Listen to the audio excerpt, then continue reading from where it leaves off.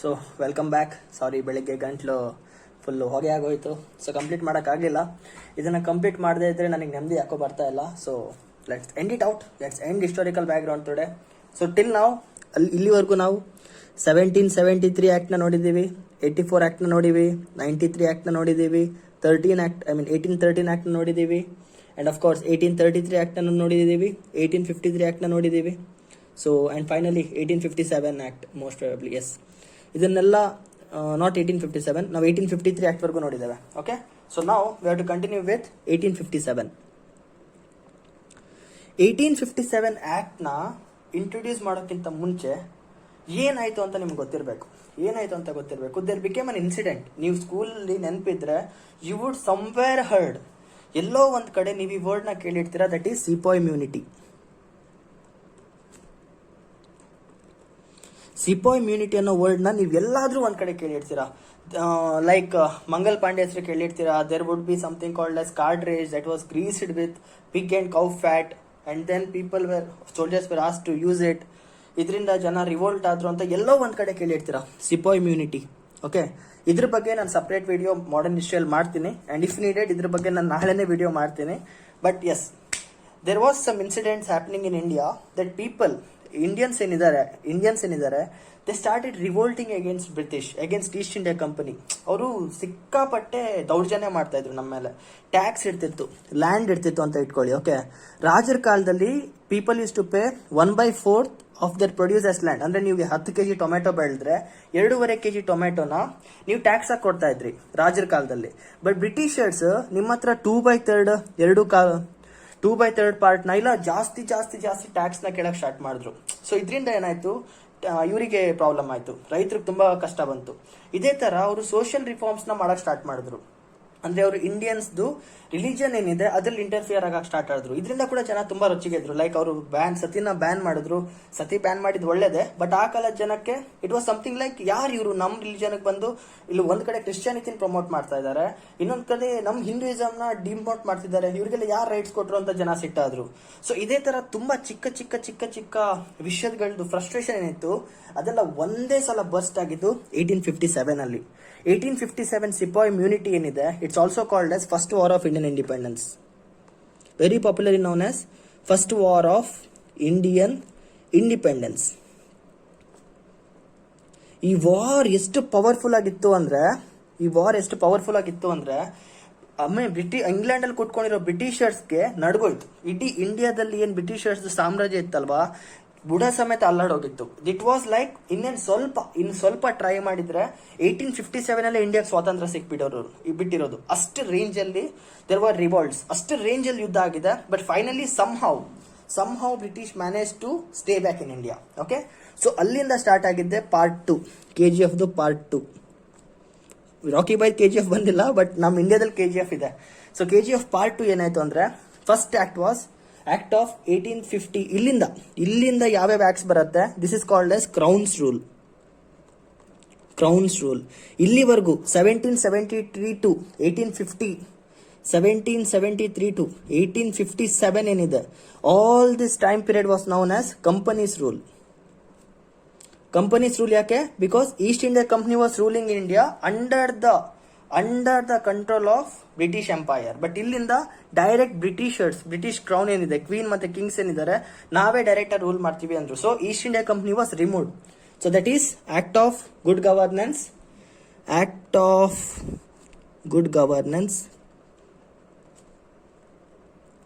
1858. This is the first act of 1858 under Crown's rule. ಈ rule ಏನ್ ಮಾಡ್ತು ಅಂದ್ರೆ, it ended the rule of East India company. ಅದೇನು East India company ಇಲ್ಲಿವರೆಗೂ political entity ಆಗಿತ್ತಲ್ವಾ, ಅದು ಕೂಡ ಹೋಯ್ತು. Completely East India company was removed from India. From now on direct the British queen and this prime ministers ಏನಿದ್ದಾರೆ, they will start ruling over the India. There are some important acts done inside this act. First one, dual government ಏನಿತ್ತು, dual government, ಅದೇ board of directors, board of control, that was established using 1784 act. ಅದನ್ನ ಇಲ್ಲಿ remove ಮಾಡಿದ್ರು. They remove that board of directors. East India company ಇಲ್ಲ ಅಂದ್ಮೇಲೆ ಇನ್ board of directors, board of control ಇಟ್ಕೊಂಡೇನು use. They remove dual government. And the second point is ಇಲ್ಲಿವರೆಗೂ ಏನು governor general of India ಅಂತ ಒಂದು ಪೊಸಿಷನ್ ಇತ್ತು, it was renamed as viceroy of India.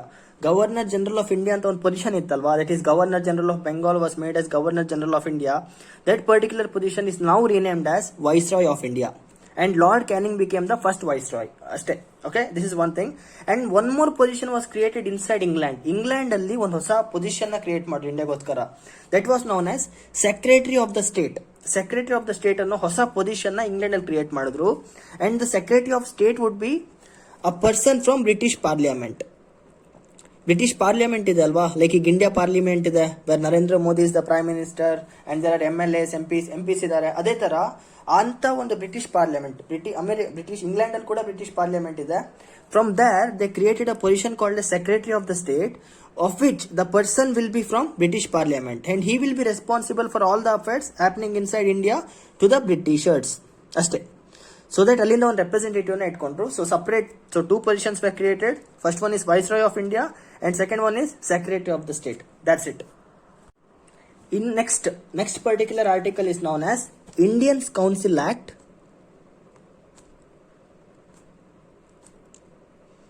of 1861. This particular act is known as Foundation of Indian Legislature. Foundation of Indian Legislature because first time in India, Indians were nominated to the Legislative Council. Imperial Legislative Council ge Indians were nominated but as non-official members. ನೆನ್ಪಿಟ್ಕೊಳ್ಳಿ, Indians were nominated but as non-official members. Non-official members ಅಂದ್ರೆ ಏನು, ಆಟಕ್ಕುಂಟು ಲೆಕ್ಕಕ್ಕಿಲ್ಲ ಅಷ್ಟೇ. But still Indians were part of Indian Legislative Council and 3 members were added. 3 members were added unofficially, direct nomination. First one is Raja of Banaras. ನೆನ್ಪಿಟ್ಕೊಳ್ಳಿ ಇದನ್ನ, important. First one is Raja of Banaras, second one Maharaja of Patiala,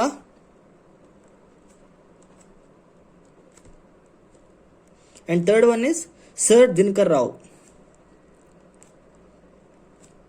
ಈ ಹೆಸರನ್ನ ನೆನ್ಪಿಟ್ಕೊಳ್ಳಿ. So the first 3 members, first Indians, non-official members to be nominated to the Indian Council, okay, Indian Imperial Council is Raja of Banaras, Maharaja of Patiala, Sir Dinkar Rao. It is 1861 ಅಷ್ಟೇ. So this is known as the foundation stone for Indian legislature. ಯಾಕಂದ್ರೆ first time ಅಲ್ವಾ, first time Indians, ಇಲ್ಲಿವರೆಗೂ ಬರೀ England ಅವರು, British ಅವರು, Europeans ಇದ್ರು Indian parliament ಅಲ್ಲಿ, but first time Indians are nominated. So this is a very important act. This is where Indians entered to the Indian Parliament. Indian Council ಏನಿದೆ, Indian Parliament ಏನೋ ಅನ್ಕೊಳ್ಳಿ, mini parliament, whatever it is. First times Indian had a chance to step inside it ಅಷ್ಟೇ. This is about 1861 act, nothing important, but this is the foundation stone for Indian legislature, where first time Indians were nominated. Okay, first time Indian members were there inside it. Next article ಹೋಗಕ್ಕಿಂತ ಮುಂಚೆ ಸ್ವಲ್ಪ history ಬಗ್ಗೆ ಒಂದು background. ಏನಾಯ್ತು ಅಂದ್ರೆ, ಇಂಡಿಯಾದಲ್ಲಿ from the year 1885 a new era started. That era is called as nationalism. ಇದು modern history, but ಇದು ಸ್ವಲ್ಪ ಬ್ಯಾಕ್ ಗ್ರೌಂಡ್ ಇದ್ರೆ ಒಳ್ಳೇದು. ಬೇಡ ಅಂದ್ರೆ ಡಬಲ್ ಟ್ಯಾಪ್ ಮಾಡ್ಕೊಂಡು ಫಾರ್ವರ್ಡ್ ಮಾಡಿ. ಜಸ್ಟ್ 1 minute ಓವರ್ ವ್ಯೂ ಕೊಡ್ತಾ ಇದ್ದೀನಿ. ನ್ಯಾಷನಲಿಸಂ ಸ್ಟಾರ್ಟ್ ಆಗಿತ್ತು. ನ್ಯಾಷನಲಿಸಂ ಅಂದ್ರೆ ಏನು, ಇಂಡಿಯಾದಲ್ಲಿ ಇರುವಂತ ರಿಸೋರ್ಸಸ್, ಅಂದ್ರೆ ಇಂಡಿಯಾದಲ್ಲಿ ಕಲೆಕ್ಟ್ ಆಗುವಂತ ಟ್ಯಾಕ್ಸಸ್ ಏನೇನಿದೆ ಆ ದುಡ್ಡನ್ನ ಇಂಡಿಯನ್ಸ್ ವೆಲ್ಫೇರ್ಗೆ ಯೂಸ್ ಮಾಡಬೇಕು. ಇದನ್ನ ಬ್ರಿಟಿಷ್ ಇಂಗ್ಲೆಂಡ್ ಕಳಿಸಬಾರ್ದು. ಅದು ನಮ್ ದುಡ್ಡು ನಮಗೋಸ್ಕರ ಇಂಪ್ಲಿಮೆಂಟ್ ಮಾಡಿ, ನಮ್ ದೇಶ ಉದ್ಧಾರ ಮಾಡಿ, ನಮ್ ಜನನ ಬೆಳೆಸಿ, ನಮ್ಮನ್ನ ಮುಂದೆ ಕರ್ಕೊಂಡೋಗಿ ಅನ್ನೋ ಒಂದು ಕಾನ್ಸೆಪ್ಟ್ ಅಲ್ಲಿ ನ್ಯಾಷನಲಿಸಂ ಸ್ಟಾರ್ಟ್ ಆಗಿತ್ತು. People are asking Britishers to make them go forward, ನಮ್ಮನ್ನು ಮುಂದೆ ಕರ್ಕೊಂಡೋಗಿ ನಿಮ್ ತರ ಸಿವಿಲೈಸ್ ಮಾಡಿ. ಇಂಡಿಯನ್ಸ್ ಗೊತ್ತಿರ್ಲಿಲ್ಲ, Indians were civilised back then. ಇವ್ರು ಕಾಡಲ್ಲಿ ಇರೋಕ್ಕಿಂತ ಮುಂಚೆನೆ ನಮ್ಮಲ್ಲಿ ಇಂಡಸ್ ವ್ಯಾಲಿ ಸಿವಿಲೈಸೇಷನ್ ಸ್ಟಾರ್ಟ್ ಆಗೋಗಿತ್ತು. ಓಕೆ, ಆದ್ರೂ ಕೂಡ they propagated an idea called as white man's burden. Britishers propagated a thesis called as white man's burden. White man's burden ಅಂದ್ರೆ ಏನು, ನಾವು ಇಂಡಿಯನ್ಸ್ ಏನಿದೀವಿ, ನಾವು ಅನ್ಸಿವಿಲೈಸ್ಡ್, ನಮ್ಗೆ ಕಲ್ಚರ್ ಇಲ್ಲ, ನಮಗ್ ಸರಿಯಾದ ಕಲ್ಚರ್ ಇಲ್ಲ, ನಾವು ಮುಂದೆ ಹೋಗ್ತಿಲ್ಲ, ನಮ್ಗಷ್ಟು ಒಳ್ಳೆ ಅಬಿಲಿಟಿ ಇಲ್ಲ. ವಿ ಯುರೋಪಿಯನ್ಸ್ ಅಂದ್ರೆ ಬ್ರಿಟಿಷರ್ಸ್, ನಿಮ್ಮ ಭವಿಷ್ಯ, ನಿಮ್ಮ ಕಲ್ಚರ್ ಏನಿದೆ, ನಾವು ನಿಮ್ಮನ್ನ ಸಿವಿಲೈಸ್ ಮಾಡ್ತೇವೆ. ನಮ್ ತಲೆ ಮೇಲೆ ನಾವು ವೇಟ್ ಹಾಕೊಂಡು, ನಮ್ ಶೋಲ್ಡರ್ ಮೇಲೆ ನಾವು ಜವಾಬ್ದಾರಿ ತಗೊಂಡು ನಿಮ್ಮನ್ನ ಸಿವಿಲೈಸ್ ಮಾಡ್ತೇವೆ ಅಂತ they propagated an idea. That's called as white man's burden. ಇಷ್ಟೇ ಸಾಕು, ಜಾಸ್ತಿ ಬೇಡ. So using white man's burden they made people, Indians feel that we are uncivilised, ನಾವು ದಡ್ರು, ನಮ್ಗೆ ಟ್ಯಾಲೆಂಟ್ ಇಲ್ಲ, we are not fit to rule, we need to be ruled. We will lead you to the path of success, ಹಂಗೆ ಹಿಂಗೆ ಅಂತ ಏನೇನೋ ಕತೆ ಕಟ್ಟಿ they propagate idea called as white man's burden. But people very soon realised that white man's burden is just a myth. ಇದೆಲ್ಲ ಸುಳ್ಳು ಅಂತ ಜನ ಗೊತ್ತಾಯ್ತು. ಯಾರಿಂದ? ಮಾಡರೇಟ್ ಲೀಡರ್ಸ್ ಇಂದ.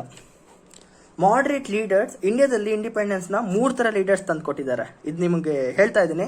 First one is known as moderate leaders, the second one where extremist leaders, and the third one where revolutionary leaders. ಇದನ್ನ ನಾನು modern history class ಅಲ್ಲಿ ಡೀಪ್ ಆಗಿ ಹೋಗೋಣ, ಇಲ್ಲಿ ಬೇಡ. ಓಕೆ, ಮಾಡರೇಟ್ ಲೀಡರ್ಸ್ ಯಾರು ಅಂದ್ರೆ ಇವ್ರ ಬಗ್ಗೆ ಒಂದು ಹೇಳ್ತೇನೆ. Moderate leaders are the people who believed in British. ಅಂದ್ರೆ ಬ್ರಿಟಿಷರ್ಸ್ ನಮಗೆ ಒಳ್ಳೇದ್ ಮಾಡ್ತಾರೆ, ನಾವು ಅವ್ರ ಹತ್ರ ಚೆನ್ನಾಗಿದ್ರೆ ಅವರು ನಮ್ಮ ಹತ್ರ ಚೆನ್ನಾಗಿರ್ತಾರೆ, ನಾವು ಅವ್ರ ಹತ್ರ ರಿಕ್ವೆಸ್ಟ್ ಮಾಡೋಣ ಏನ್ ಬೇಕು ಅದನ್ನ ಅವರು ಪಾಲಿಸ್ತಾರೆ, ದಯಪಾಲಿಸ್ತಾರೆ ಅಂತ ಅನ್ಕೊಂಡು these people use to be with Britishers ಅಷ್ಟೇ. Indians from blood but used to bend for Britishers to get the things. Sir please sir ಮಾಡ್ಕೊಡಿ ಸರ್, ಸರ್ ಇದನ್ನ ಮಾಡ್ಕೊಡಿ ಸರ್, ಸರ್ ಅದನ್ನ ಮಾಡ್ಕೊಡಿ ಸರ್, ಈ ತರ ರಿಕ್ವೆಸ್ಟ್ ಮಾಡೋದು. ಮಾಡ್ಕೊಡ್ ಗುರು, ಯಾಕೆ ಮಾಡಲ್ಲ ಗುರು, ಈ ತರ ಆರ್ಡರಿಂಗ್ ಎಲ್ಲ ಇಲ್ಲ, ಜಸ್ಟ್ ರಿಕ್ವೆಸ್ಟ್, ಕೈ ಬಗ್ಸಿ ತಲೆ ಬಗ್ಸಿ ರಿಕ್ವೆಸ್ಟ್ ಮಾಡ್ತಾ ಇದ್ರು. These people, these such leaders are called as moderate leaders, and they requested for one reform, one legislative reform. ಅದೇನಂದ್ರೆ ಇಂಪೀರಿಯಲ್ ಲೆಜಿಸ್ಲೇಟಿವ್ ಕೌನ್ಸಿಲ್ ಅಲ್ಲಿ ಪ್ಲೀಸ್ ಇಂಡಿಯನ್ಸ್ ನ ಸ್ವಲ್ಪ ಜಾಸ್ತಿ ತಗೊಳ್ಳಿ ಅಂಡ್ ನಮ್ಮನ್ನ ಅಫಿಷಿಯಲ್ ಮೆಂಬರ್ಸ್ ಆಗಿ ಮಾಡಿ. ಅಫಿಷಿಯಲ್ ಮೆಂಬರ್ಸ್ ಆಗಿ ಮಾಡಿ ಅಂದ್ರೆ ನಾನ್ ಅಫಿಷಿಯಲ್ ಮೆಂಬರ್ಸ್ ಆಟ ಹಾಕೊಂಡು ಲೆಕ್ಕಕ್ಕಿಲ್ಲ ಹಾಕೊಂಡು ಲೋ ಕೂತ್ಕೊಂಡು ಏನ್ ನಿಲ್ಸಿದೆ, ಸ್ವಲ್ಪ ಚಾನ್ಸಸ್ ಕೊಡಿ, ಸ್ವಲ್ಪ ಅವಕಾಶ ಕೊಡಿ, ನಾವು ಕೂಡ ಬಜೆಟ್ ಮೇಲೆ ಡಿಸ್ಕಸ್ ಮಾಡ್ತೇವೆ, ನಾವು ಕೂಡ ಕ್ವಶನ್ಸ್ ಕೇಳ್ತೇವೆ ಅಂತ.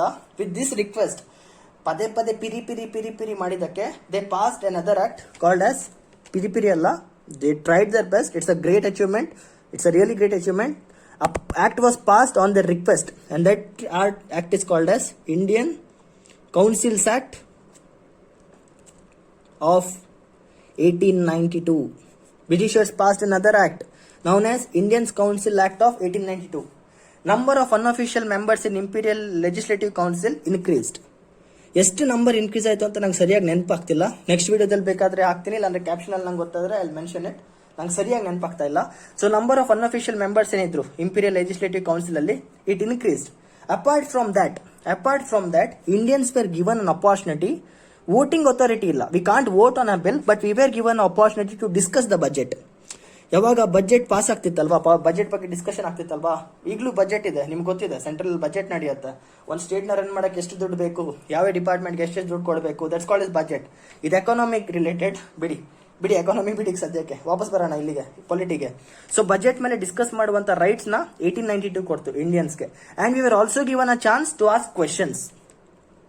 ನಾವು ಕ್ವಶನ್ಸ್ ಕೂಡ ಕೇಳ್ಬೋದಿತ್ತು ಎಲ್ಲಾದ್ರೂ. ಈಗ ಎಜುಕೇಶನ್ ಸಕ್ಸಸ್ ಆಗಿ ಓಡ್ತಿಲ್ಲ, ಎಜುಕೇಶನ್ ಮಿನಿಸ್ಟರ್ ನಾವು ಕ್ವಶನ್ ಕೇಳ್ಬೋದು, ಯಾಕೆ ಎಜುಕೇಶನ್ ಡ್ರಾಬ್ಯಾಕ್ ಆಗಿದೆ, ಯಾಕೆ ನಾರ್ತ್ ಇಂಡಿಯಾದಲ್ಲಿ ಎಜುಕೇಶನ್ ಗ್ರೋ ಆಗ್ತಿಲ್ಲ, ಯಾಕೆ ಕೇರಳದಲ್ಲಿ ಹೈಯೆಸ್ಟ್ ರೇಟ್ ಇದೆ, ಕರ್ನಾಟಕದಲ್ಲಿ ಇಲ್ಲ, ಈ ತರ. We are given a chance to ask questions for the education minister, health minister. So we are given the opportunity to ask questions on the budget ಮೇಲೆ ನಾವು ಕ್ವಶನ್ಸ್ ಕೇಳ್ಬೋದು. That's it. Number of unofficial members increase and options to ask budget ಮೇಲೆ question ಮಾಡುವಂತ rights ಕೂಡ ನಮ್ಗೆ ಕೊಟ್ಟರು. Only one question, that's it, no cross questioning. So this is about 1892 act. So the next act is Indian Councils Act of 1909. ಈ act ಬಗ್ಗೆ ಹೇಳೋಕ್ಕಿಂತ ಮುಂಚೆ just like I gave back ground of this, ಇದಕ್ಕೂ ಒಂದು ಚಿಕ್ಕ back ground ಕೊಡ್ತೀನಿ. ಏನಾಯ್ತು ಅಂದ್ರೆ Indians ನ ಮಾಡರೇಟ್ ಲೀಡರ್ಸ್ ಯುನೈಟ್ ಮಾಡಿಬಿಟ್ರು. ಇಂಡಿಯನ್ಸ್ ನ ಮಾಡರೇಟ್ ಲೀಡರ್ಸ್ ಸಕ್ಸಸ್ಫುಲ್ ಆಗಿ ಯುನೈಟ್ ಮಾಡಿದ್ರು. ನಾವು ಹಿಂದೂ, ನಾವು ಮುಸ್ಲಿಂ ಅನ್ನೋ ಏನು ಭೇದ ಭಾವ ಇಲ್ಲ. Together we were working together. ಅರ್ಥ ಆಗ್ತಿದ್ಯಾ? Indians got united. When Indians got united, Britishers started of fear that ಇವ್ರು ರಿವೋಲ್ಟ್ ಮಾಡಿದ್ರೆ ನಾವು ಎಗರೋಗ್ತೀವಿ ಅಂತ. So they wanted to bring a break. ಮುರಿಬೇಕಿತ್ತು ಇಂಡಿಯನ್ಸ್ ಮತ್ತೆ ಮುಸ್ಲಿಮ್ಸ್ ಯೂನಿಟಿನ ಮುರಿಬೇಕಿತ್ತು. For that they pass the act known as 1909 act. This is famously known as Morley Minto reforms. Morley-Minto reforms. This is another act. This is the first act towards the division of Indians based on religion. First time Indians na religion based divide mabitru. And this is the foundation stone according to me for the split of Pakistan and India. Pakistan and India split agide alva, adik main reason Minto. He is the main reason for it. I'll tell you what happened.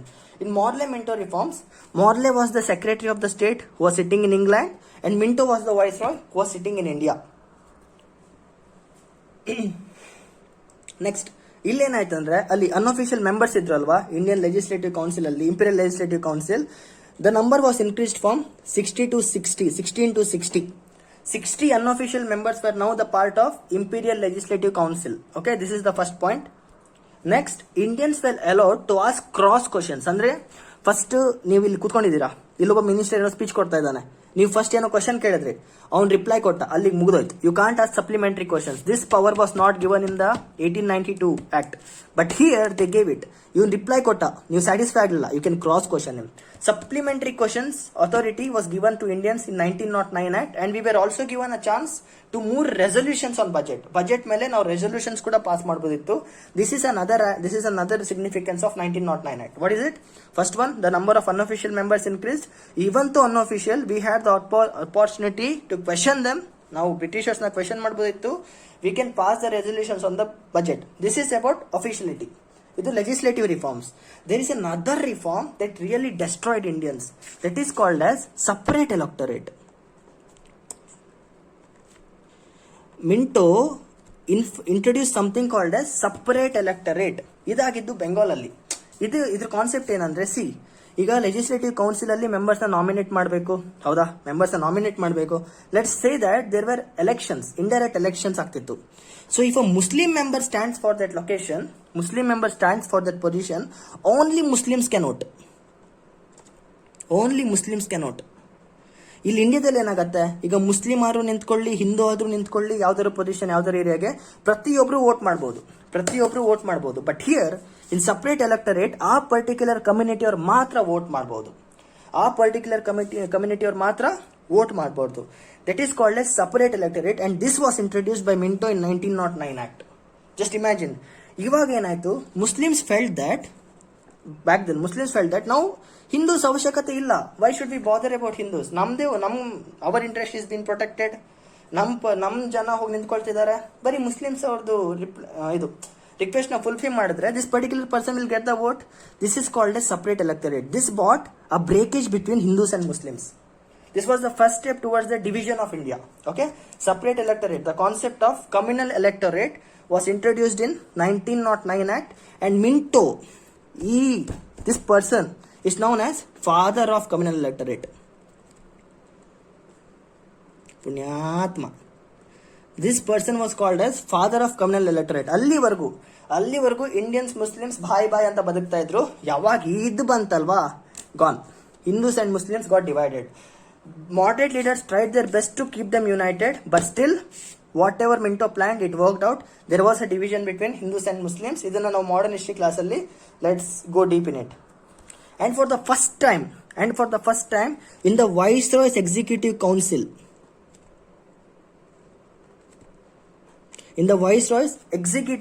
Viceroy ಅಂದ್ರೆ ಒಂಥರ prime minister ಇದ್ದಾಗೆ, ಆಯ್ತಾ? ಅವ್ರದ್ದು ಒಂದು council ಇರುತ್ತೆ. In that council, in Viceroy's Executive Council, first time an Indian was nominated. An Indian was added. ಇಲ್ಲಿವರೆಗೂ Indian was never been a part of Viceroy's Executive Council. For the first time in the history, Indian was added in 1909 Act, and he was Satyendra Prasad Sinha. His name is Satyendra Prasad Sinha. Please remember this name. Spelling beka, Satyendra Satyendra Prasad, Prasad, Sinha, Sin1A. So he is the first person to be nominated as into the Viceroy's Executive Council.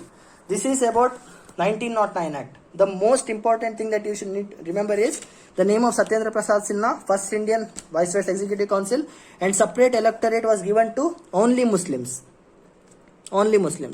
This was just a try by Minto to divide Indian unity. Okay? ಅವ್ನು success ಆದ್ನ ಇಲ್ಲ ಅಂತ next law ಅಲ್ಲಿ ನಿಮ್ಗೆ ಗೊತ್ತಾಗುತ್ತೆ. So this is about 1909 Act. Let's go to the next one. ಒಂದು ನಿಮಿಷ. Okay, the next act was the government of India act. 1919 ನೋಡಿ, 1909 Act only survived for 10 years. That's it, shortest running. ಇವಾಗ ನೋಡಿ, 1919 Act, Government of India Act 1919. This is also known as Montagu-Chelmsford reforms. ಒಂದು ನಿಮಿಷ, ಪದೇ ಬರೆಯಕ್ಕಾಗ್ತಿಲ್ಲ. I'll show you paper only. I printed this for you. ನೋಡಿ, this is known as Montagu-Chelmsford reforms. Montagu was the Secretary of the State. Chelmsford was the Viceroy of India. ಇವರಿಬ್ರು ಸೇರಿ ಮಾಡಿರುವಂತ reforms. In this what happened, bicameralism was introduced in the center. ಬೈಕ್ಯಾಮ್ರಲಿಸಮ್ ಅಂದ್ರೆ ಏನು? 2 houses. ಈಗ ನಮ್ಮ ಲೋಕಸಭಾ ಮತ್ತೆ ರಾಜ್ಯಸಭಾ ಇದೆ ಅಲ್ವಾ, this is known as ಬೈಕ್ಯಾಮ್ರಲಿಸಮ್. Okay, so such kind of system was introduced in the centre, and then something called as diarchy was introduce. ಈ diarchy ಅಂದ್ರೆ ಏನು, ಇದನ್ನ ನಾನು ಎಕ್ಸ್ಪ್ಲೇನ್ ಮಾಡ್ತೇನೆ. ಓಕೆ, ಡಯಾರ್ಕಿಯಲ್ಲಿ ಏನಾಯ್ತು ಅಂದ್ರೆ, C this diarchy thing is now in a part of our constitution as schedule 7. Schedule 7 in the Indian constitution is an inspiration from diarchy. Diarchy ಅಂದ್ರೆ ಏನು, the subjects were split into provincial list.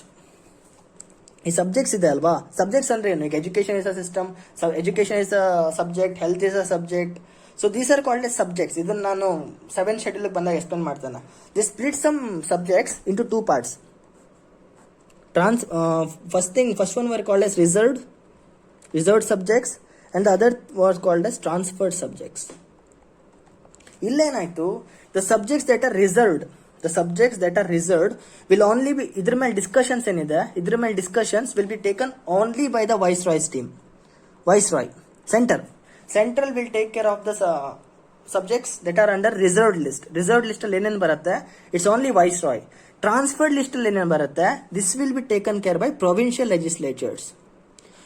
Legislatures ಅಂದ್ರೆ every state will have its own legislature. ಇವಾಗ ಕರ್ನಾಟಕ ವಿಧಾನಸೌಧ ಹೇಗಿದೆ ಆ ತರ. So ಇವರು ಈ particular ವಿಷಯಗಳ ಮೇಲೆ ರೂಲ್ಸ್ ಮಾಡಬಹುದು, ಲಾಸ್ ಮಾಡಬಹುದು, and they can make reforms. This are called as transferred. And the reserved is central government ಇದೆ ಅಲ್ವಾ, centre parliament, only that can make loss, ಆ ತರ. So this is the first time diarchy was introduced in India.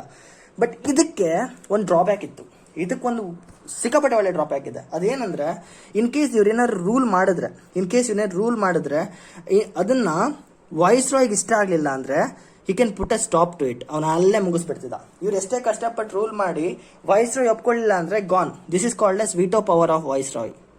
Veto power Indian president ಕೂಡ ಈ ತರ powers ಇದೆ, president chapter ಅಲ್ಲಿ discuss ಮಾಡೋಣ. So when viceroy says no, it's gone. So ಇವ್ರು ಕಷ್ಟಪಟ್ಟು ರೂಲ್ ಮಾಡೋದು ಯಾಕೆ, ಇವ್ರು ಮುಚ್ಚೋದು ಯಾಕೆ?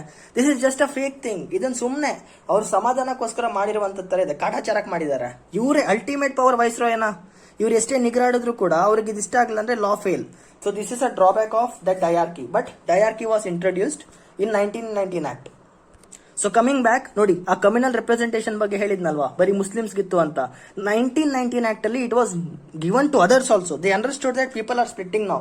ಯಾವಾಗ ಹಿಂದೂ ಮುಸ್ಲಿಂ ಯೂನಿಟಿ ಹೊಡಿತೋ, ಪೂರ್ತಿ ಇಂಡಿಯನ್ ಹೊಡಿಯಕ್ಕೆ they extended it to 6. Even 6 were given such opportunity. Indian Christians, ಇಂಡಿಯಾದಲ್ಲಿರುವಂತ ಕ್ರಿಶ್ಚಿಯನ್ಸ್ ಏನಿದ್ದಾರೆ ಅವ್ರಿಗೆ ಕೂಡ ಅಪಾರ್ಚುನಿಟಿ ಕೊಟ್ರು, ಆಂಗ್ಲೋ ಇಂಡಿಯನ್ಸ್ಗೂ ಕೊಟ್ರು, ಯುರೋಪಿಯನ್ಸ್ಗೂ ಕೊಟ್ರು. ದಮಾರ್, ಸರ್ವನಾಶ. India was split. ನಾವು ಇಂಡಿಯನ್ಸ್ ಅವರವ್ರದ್ದು ಇಂಟ್ರೆಸ್ಟ್ ನ ಅವ್ರವ್ರು ಪ್ರಮೋಟ್ ಮಾಡ್ಕೊಳ್ತಾ ಇದ್ರ. ಸೊ ಯಾರು ಒಟ್ಟಿಗೆ ಇರಲಿಲ್ಲ. So completely India was broken down, based on community, based on religion. ಸರ್ವನಾಶ. ಅರ್ಥ ಆಯ್ತಾ? So these were the some important actions. ಏನು? This is known as Montagu-Chelmsford reforms. Bicameralism at the center. The list was split into list was topics. Subjects were split into central and provincial list. And diarchy was introduced. Diarchy was introduced. And definitely communal representation was given forward to 6 Indian Christians and Muslims. Anglo-Indians and Europeans. Muslims were given in 1909 only. That's it. This is something important about 1919 Act. Next, let's go to 1935 Act. This is the most important act. ಈ 1935 ಏನೇನು ಇದಾಗಿದೆ ಅಲ್ವಾ, proposals ಇದೆ ಅಲ್ವಾ, this is one of the foundation stone for Indians constitution. ತುಂಬಾ provisions ನಾವು ಇಲ್ಲಿಂದಾನೆ ಎತ್ಕೊಂಡಿದ್ದೇವೆ. So let's go by one. ನೋಡಿ, the government of India act 1935 provided for setting up of federation in India. Federation ಅಂದ್ರೆ ಏನು? Federation is nothing but ಒಂದು centralisation. ಅಂದ್ರೆ ಇವಾಗ ಇಂಡಿಯಾ ನೋಡ್ತಾ ಇದ್ದೀರಲ್ವಾ, ಇಂಡಿಯಾ ನೋಡ್ತಾ ಇದೀರಲ್ವಾ, ಇಂಡಿಯಾದಲ್ಲಿ ಸ್ಟೇಟ್ಸ್ ಇದೆ. ಇಲ್ಲಿ ಕರ್ನಾಟಕ ಇದೆ, ಇಲ್ಲಿ ಕೇರಳ ಇದೆ, ಎಷ್ಟೋ ಒಂದು ಸ್ಟೇಟ್ಸ್ ಇದೆ. This all are together come together, they send their representatives, all together become parliament. ಅಂದ್ರೆ ಎಂಪಿ ಸೆಲೆಕ್ಟ್ ಮಾಡ್ತೀವಿ ತಾನೆ, ಎಂಪಿಸ್ ನ. So India is united. So all the states is known as federation, unity. But India is not a federation. An example for federation would be, I believe, Canada or US. ಇದು ನಂಗೆ perfect ಆಗಿ ಗೊತ್ತಿಲ್ಲ. But India is not a federation, but it is about unity of the states. All the unity of the states. ಎಲ್ಲ state ಇಂದ representatives ಬರ್ತಾರೆ, central ಕೂತ್ಕೊಳ್ತಾರೆ, rules ಮಾಡ್ತಾರೆ. This is about federation. India is not termed as federation. It is called as union. India is termed as union of states, not the federation of states. Okay, this you will get to know for the next schedule 1 ಅಲ್ಲಿ ಹೇಳ್ತೀನಿ ಇದ್ರ ಬಗ್ಗೆ, don't worry. So federation ಅಂದ್ರೆ all states coming together. Okay, this is the first time federation ಐಡಿಯಾನ propose ಮಾಡಿದ್ರು. But but princely states ಏನಿದ್ದಾರೆ they didn't accept it. Princely states ಅಂದ್ರೆ ಏನು ಇದು ಹೇಳ್ತೀನಿ ನೋಡಿ. ಬ್ರಿಟಿಷರ್ಸ್ ಎಂಟೈರ್ ಇಂಡಿಯನ್ ಆಕ್ಯುಪೈ ಮಾಡಿರ್ಲಿಲ್ಲ. ಎಂಟೈರ್ ಇಂಡಿಯನ್ ಆಕ್ಯುಪೈ ಮಾಡಕ್ ಅವ್ರಿಗೆ ಆಗ್ಲೂ ಇಲ್ಲ. ಯಾವ್ಯಾವ ಸ್ಟೇಟ್ಸ್ ಅಲ್ಲಿ ಆಕ್ಯುಪೈ ಮಾಡಿದ್ರು ಅಲ್ಲಿ ಮಾತ್ರ ಬ್ರಿಟಿಷರ್ಸ್ ಏನೇನು ರೂಲ್ ಮಾಡ್ತಿರೋ ಅದು ಇಂಪ್ಲಿಮೆಂಟ್ ಆಗ್ತಿತ್ತು. ಬೇರೆ ಕಡೆ ಸ್ವಂತ ಕಿಂಗ್ಸ್ ಇದಾರೆ, ಚಿಕ್ಕ ರಾಜ್ಯಗಳಿದಾವೆ. They told that in 1858 act we won't annex anymore. ನಾವ್ ಇನ್ಮೇಲೆ ಯಾವ್ದು ಕಬ್ಜಾ ಮಾಡಲ್ಲ ಗುರು, ನಮ್ಮದ್ ನಮ್ಗಿರ್ಲಿ, ನಿಮ್ಮದ್ ನಿಮ್ಗಿರ್ಲಿ. ಓಕೆ, ಸೊ ಇವ್ರನ್ನೆಲ್ಲ ಯುನೈಟ್ ಮಾಡಿ, ಫುಲ್ ಇಂಡಿಯನ್ ಯುನೈಟ್ ಮಾಡಿ ಅವ್ರೊಂದು ಫೆಡರೇಷನ್ ನ ಫಾರ್ಮ್ ಮಾಡ್ಬೇಕು ಅನ್ಕೊಂಡ್ರು. ಬಟ್ ಇಟ್ ಡಿಂಟ್ ಸಕ್ಸೀಡ್ ಅಷ್ಟೇ. ಓಕೆ, ಸೊ ಫೆಡರೇಷನ್ ಅರ್ಥ ಆಗಿರುತ್ತೆ ನಿಮ್ಗೆ. ನೆಕ್ಸ್ಟ್ ಆ ಲಿಸ್ಟ್ ಹೇಳಿದೆ ಅಲ್ವಾ, ಸ್ಟೇಟ್ ಲಿಸ್ಟ್, ಸೆಂಟರ್ ಲಿಸ್ಟ್ ಮತ್ತೆ ಸ್ಟೇಟ್ ಲಿಸ್ಟ್ ಅಂತ. ಅಂದ್ರೆ ಸೆಂಟ್ರಲ್ ಲಿಸ್ಟ್ ಮತ್ತೆ ಪ್ರೊವಿನ್ಷಿಯಲ್ ಲಿಸ್ಟ್ ಐಟಮ್ಸ್ ನ ಇಲ್ಲಿ ಕರೆಕ್ಟ್ ಆಗಿ ಸ್ಪ್ಲಿಟ್ ಮಾಡಿದ್ರು. ಇಲ್ಲಿ ಏನ್ ಡಯಾರ್ಕಿ ಅಂತ ಇತ್ತೋ ದಟ್ ಪರ್ಟಿಕ್ಯುಲರ್ ಡಯಾರ್ಕಿ ಸಿಸ್ಟಮ್ ನೇ ಇಲ್ಲಿ ಕರೆಕ್ಟ್ ಆಗಿ ಸ್ಪ್ಲಿಟ್ ಮಾಡಿದ್ರು ನೋಡಿ. All the topics were split between centrally list ನ ಸ್ಪ್ಲಿಟ್ ಮಾಡಿದ್ರು into 3 particular things. Federal list ಅಂದ್ರೆ ಏನು, central government will make laws on this. Federal list ಅಲ್ಲಿ central government will make laws on it and 59 items ನ ಹಾಕಿದ್ರು. ಇವಾಗ parliament can make laws on defence ಅಲ್ಲಿ state government rules ಮಾಡಕ್ ಆಗಲ್ಲ ಇಂಡಿಯಾದಲ್ಲಿ. Only parliament can make rule on it. Such things are called S central. So ಅದ್ರ ಮೇಲೆ 59 items. Provincial ಅಂದ್ರೆ ನಮ್ ಸ್ಟೇಟ್ಸ್ ಮಾತ್ರ ರೂಲ್ಸ್ ಮಾಡ್ಕೋಬಹುದು, centre can't interfere. Such things are called as provincial. 54 items ನ ಪ್ರಾವಿನ್ಸಸ್ ಕೊಟ್ರು. In case provincial list example ಕೊಡ್ಬೇಕಂದ್ರೆ police force ಇದೆ ಅಲ್ವಾ, it's provincial. Central government police state police ಮೇಲೆ ಕವರ್ ಇಟ್ಕೊಳಕ್ ಆಗಲ್ಲ. ಓನ್ಲಿ ಪೊಲೀಸ್ನ ಓನ್ಲಿ ನಮ್ ಸ್ಟೇಟ್ ಗವರ್ಮೆಂಟ್ ರೂಲ್ ಮಾಡಬಹುದು. Such topic is known as provincial. Concurrent list ಅಂದ್ರೆ ಇಬ್ರು ಸೇರಿ ಮಾಡಬಹುದು, ಇಬ್ರು ಸೇರಿ ಕೂತ್ಕೊಂಡು ವಿಚಾರ ಮಾಡ್ಕೊಂಡು ರೂಲ್ಸ್ ನ ಮಾಡಬಹುದು. Such thing is known as concurrent list. So federal list ಅಲ್ಲಿ state government, central government rule ಮಾಡುತ್ತೆ. ಪ್ರೊವಿನ್ಷಿಯಲ್ ಲಿಸ್ಟ್ ಅಲ್ಲಿ ಸ್ಟೇಟ್ ಗವರ್ಮೆಂಟ್ ರೂಲ್ ಮಾಡುತ್ತೆ. ಕನ್ಕರೆಂಟ್ ಅಲ್ಲಿ ಇಬ್ರು ರೂಲ್ ಮಾಡ್ತಾರೆ. And in case there is a conflict central government will proceed. ನೆನ್ಪಿಟ್ಕೊಳ್ಳಿ, ನಾನೊಂದು rule ಮಾಡಿದೆ ಸೆಂಟ್ರಲ್ ಗವರ್ಮೆಂಟ್ ಆಗಿ, ಸ್ಟೇಟ್ ಗವರ್ಮೆಂಟ್ ಒಂದು ರೂಲ್ ಮಾಡ್ತು, ಕ್ಲಾಶ್ ಆಯ್ತು, ಸೆಂಟರ್ ವಿಲ್ ವಿನ್, ಸ್ಟೇಟ್ ಮುಚ್ಕೊಂಡಿರ್ಬೇಕು. ಇವಾಗಲೂ ಆ ಕಾನ್ಸೆಪ್ಟ್ ಇದೆ ಇಂಡಿಯಾದಲ್ಲಿ. Okay, so the list was split. In case ಕೆಲವೊಂದು ಟಾಪಿಕ್ಸ್ ಈ ಮೂರು ಲಿಸ್ಟ್ ಅಲ್ಲಿ ಬರ್ದೇ ಇದ್ರೆ governor general would take care of it. Governor general would take care of it. That's it. And the next important thing, please focus on this one. ಆ diarchy ಏನಿತ್ತು ಅಲ್ವಾ, ಈ ಡಯಾರ್ಕಿ ಸಿಸ್ಟಮ್ ಏನು ಎಲ್ಲೋಯ್ತಪ್ಪ, ಅದು ಎಲ್ ಬಿಸಾಡ್ದಾಗ ಅದನ್ನ ಹೋಯ್ತು ಗುರು, ಎಲ್ಲ ಹೋಯ್ತು ಬಿಡು ಸಾಲಿ. ಆ ಡಯಾರ್ಕಿ ಸಿಸ್ಟಮ್ ನೆನಪಿದೆ ಅಲ್ವಾ, it was removed, it was abolished in the provinces.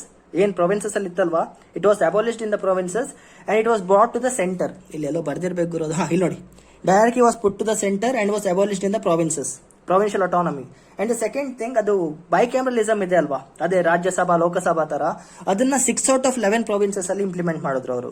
ಈ ಪಾಯಿಂಟ್ ಅಷ್ಟು ಇಂಪಾರ್ಟೆಂಟ್ ಅಲ್ಲ, ಬಟ್ ಬರ್ದಿಟ್ಕೊಂಡ್ರೆ ಬರ್ಕೊಳ್ಳಿ. ಬೆಂಗಾಲ್ ಅಲ್ಲಿ ಮಾಡಿದ್ದಾರೆ, Bombay, Madras, Bihar, Assam and United provinces. ಈ ಪರ್ಟಿಕ್ಯುಲರ್ ರೀಜನ್ಸ್ ಅಲ್ಲಿ ಬೈಕ್ಯಾಮ್ರಲಿಸಮ್ ನ ಇಂಪ್ಲಿಮೆಂಟ್ ಮಾಡಿದ್ದಾರೆ. And when was Supreme Court of India established? The Supreme Court of India, ಇವಾಗ ನಮ್ದೇನಿದೆ, it was implemented by 1935 Act and that is known as federal court. ಎಲ್ಲಾದ್ರೂ ಬರ್ದಿದಾರ ಗುರು, ನನ್ನ ಮಕ್ಕಳು ಬರ್ದಿಲ್ಲ. Okay, ನೀವೇ ಬರ್ಕೊಳ್ಳಿ. Supreme court of India was established by this act 1935 Act and it also established Reserve Bank of India. These two things were implemented by 1935 Act. ಅದನ್ನ ಅವ್ರು mention ಮಾಡಿಲ್ಲ, ಇಲ್ಲಿ ಮಾಡಿದ್ದಾರೆ ಫೆಡರಲ್ ಕೋರ್ಟ್ ಅಂತ ಮಾಡಿದ್ದಾರೆ. And yes, exactly supreme court and RBI was introduced by 1935 Act. So this is the significance of 1935 Act. ಇದರಿಂದ ತುಂಬಾ classes ನ ತಾವು ತಗೊಂಡು ಡಿಟ್ಟೋ ಕಾಪಿ ಮಾಡಿದ್ವಿ ನಮ್ಮ ಕಾನ್ಸ್ಟಿಟ್ಯೂಷನ್ ಅಲ್ಲಿ. We have carried this.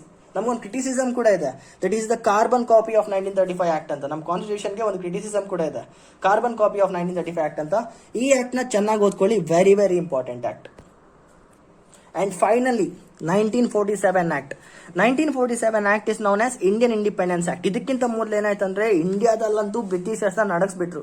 ಒಂದ್ ಕಡೆ ರೆವಲ್ಯೂಷನರೀಸ್ ಅಟ್ಯಾಕ್ ಮಾಡ್ತಾ ಇದ್ರು, ಇನ್ನೊಂದ್ ಕಡೆ ಸುಭಾಷ್ ಚಂದ್ರ ಬೋಸ್ ಅವ್ರ ಆರ್ಮಿ ತಗೋ ಬಂದ್ರು, World War II ಆಯ್ತು. This is known as contemporary events. ಇದ್ರ ಮೇಲೆ ಸಪರೇಟ್ ವಿಡಿಯೋ ಬರುತ್ತೆ, don't worry.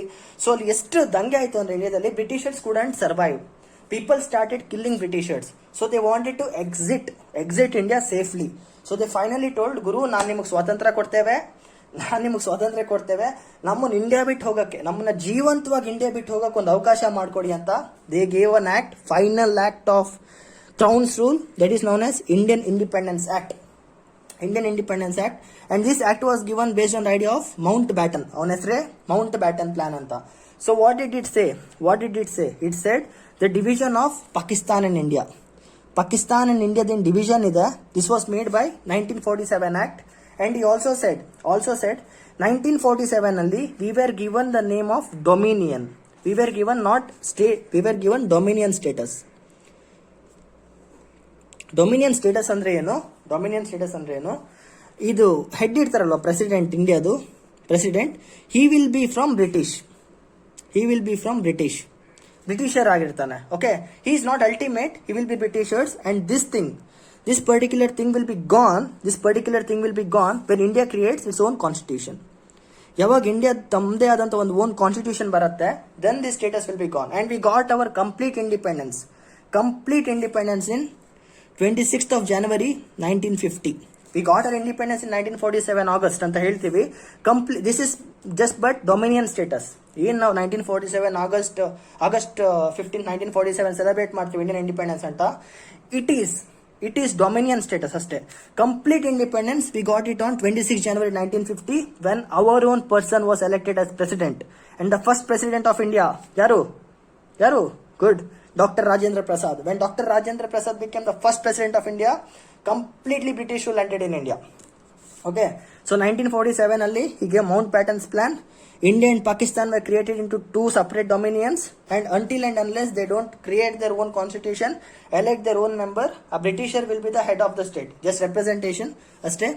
It abolished the office of secretary for India. ಅಲ್ಲಿ ಏನು ಬ್ರಿಟಿಷರ್ ಅಲ್ಲಿ ಒಂದು ಕೂತ್ಕೊಂಡಿದ್ನಲ್ಲ ಸೆಕ್ರೆಟರಿ ಆಫ್ ಸ್ಟೇಟ್ ಅಂತ, ಅವನ ಪೊಸಿಷನ್ ಎಗರೋಯ್ತು. ಅಂಡ್ ಇಷ್ಟೇ ಅನ್ಸುತ್ತೆ ಇಷ್ಟೇ ಇದ್ರ ಮೇಲೆ ಜಾಸ್ತಿ ಬೇಡ. ಸೊ ನೆನ್ಪಿಟ್ಕೊಳ್ಳಿ, 1947 is the final act. We got our independence. Britishers ನಮ್ಮ ದೇಶ ಬಿಟ್ಟು ತೊಲಗೋದ್ರು. We were given the dominion status until we vote our own representative. January 26, 1950 we got our first Indian representative, Dr. Rajendra Prasad, and we got our complete independence. So these are the various acts passed by the British. 1773, 1784, 1793, 1813, 1833, 1853, go on, 1858 ಎಲ್ಲ ಗೊತ್ತಿರತ್ತೆ ಈಗ ನಿಮಗೆ. So ಈ ಆಕ್ಟ್ಸ್ನ ಚೆನ್ನಾಗಿ revise ಮಾಡ್ಕೊಳ್ಳಿ. UPSC prelims ಅಲ್ಲಿ ತುಂಬಾ questions ಬರುತ್ತೆ. And in case mains ಅಲ್ಲಿ ಕ್ವಶನ್ ಫ್ರೇಮ್ ಆದ್ರೆ 90% ಫ್ರೇಮ್ ಆಗಲ್ಲ, ಬಟ್ ಇನ್ ಕೇಸ್ ಫ್ರೇಮ್ ಆದ್ರೆ ಏನಂತ ಕೊಡ್ಬೋದು question, explain the various acts that were passed by British to control India ಅಂತ ಕೊಡ್ಬೋದು, ಆರ್ ಟು ರೆಗ್ಯುಲೇಟ್ ಇಂಡಿಯಾ ಅಂತ ಕೊಡ್ಬೋದು. ಇನ್ ಕೇಸ್ ಅದನ್ನ ಕೊಟ್ರೆ ಸೇಮ್ ಪುಂಗ್ತಾ ಹೋಗಿ, ಇದೆಲ್ಲ ಪುಂಗಿದ್ರೆ ಆಯ್ತು. This is the easiest topic. ನೀವು UPSC ಅಲ್ಲಿ ಇದ್ರ ಮೇಲೆ ಪ್ರಿಲಿಮ್ಸ್ ಅಲ್ಲಿ ಒಂದು ಕ್ವಶನ್ ಎಕ್ಸ್ಪೆಕ್ಟ್ ಮಾಡ್ಬೋದು. ಸೊ ಈ ಪರ್ಟಿಕ್ಯುಲರ್ ಟಾಪಿಕ್ ನ ಚೆನ್ನಾಗಿ ರಿವೈಸ್ ಮಾಡಿ. First chapter of Indian polity historical background ಇಲ್ಲಿ ಕಂಪ್ಲೀಟ್ ಆಯ್ತು. ಸೊ ನೆಕ್ಸ್ಟ್ ಕ್ಲಾಸ್ ಅಲ್ಲಿ we will talk about something else. Finally ಮುಗಿಸ್ಬಿಟ್ಟೆ ಗುರು, ಗಂಟೆ ಎಲ್ಲ ನೋವುತ್ತಿದೆ.